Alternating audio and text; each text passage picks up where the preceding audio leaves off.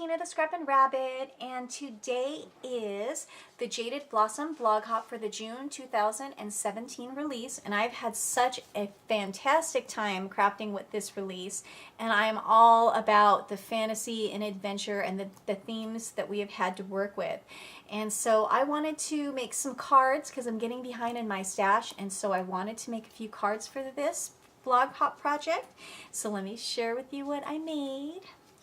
I did 3 different cards, and I'm just so excited about how they turned out. They're very clean and simple for my style compared to my regular style, but I have just been on a watercoloring kick, and I really wanted to make some pretty watercolored backgrounds to place the images to have them really pop. And so this first one here is very similar to the cloud card that I made for the Thursday for yesterday's reveal, the Pegasus Kisses. And so that is one of my most favorite sets, you guys. And so I just had to color that Pegasus up again, and so this is what I came up with. This time I actually used watercolor paper, so I was able to get definitely a better blend going and having a lot more fun with it because it didn't matter what my paper got.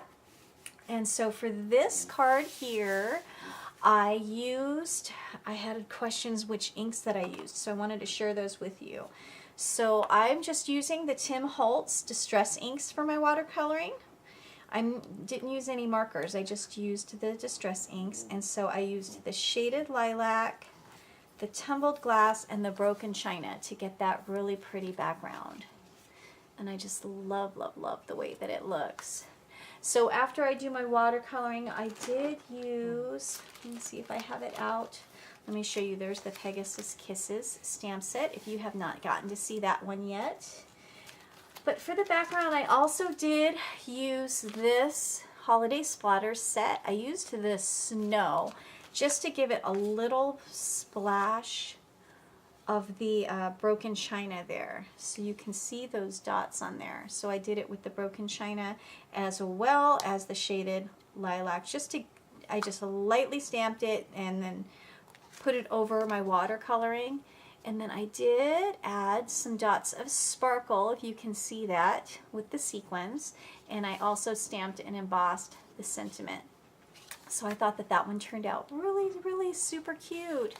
Okay, so that is this one here. So for the Griffin, I colored this cutie with my Copics, and I'm really excited about how it turned out. I really just love and adore the way that this stamp looks. There's just nothing like it. That is just so, so cute. And so for this background, I used, let's see, I used 2 different greens. So I used the Shabby Shutters and the Bundled Sage. And then I also used 2 different yellows.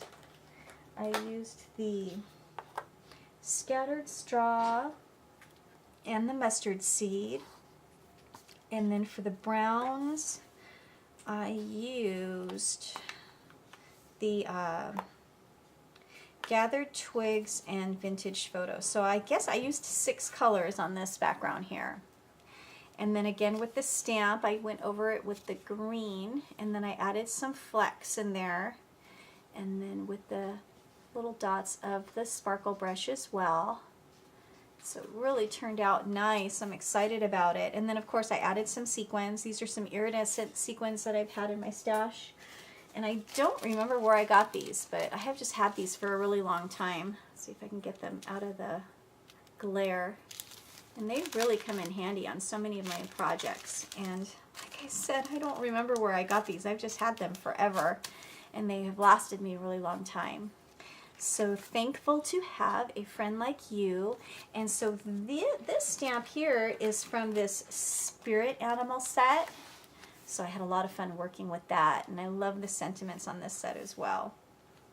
So that is this one, but the sentiment is from the Diamond in the Rough. Thankful to have a friend like you. And so that's where I got the sentiment for this card here. And so for my last card, I used the spirit animal again, and I had to play with this little jackalope. I mean, that is just so cute. I really love this release. I just can't even tell you, because there's just nothing out there like this with the size images, and just the cuteness level is just so cute. So for this background, I used the 2 greens. I used the gathered twigs. I only used 1 brown for this one. And then I used the 2 blues. So that's how I got this background effect.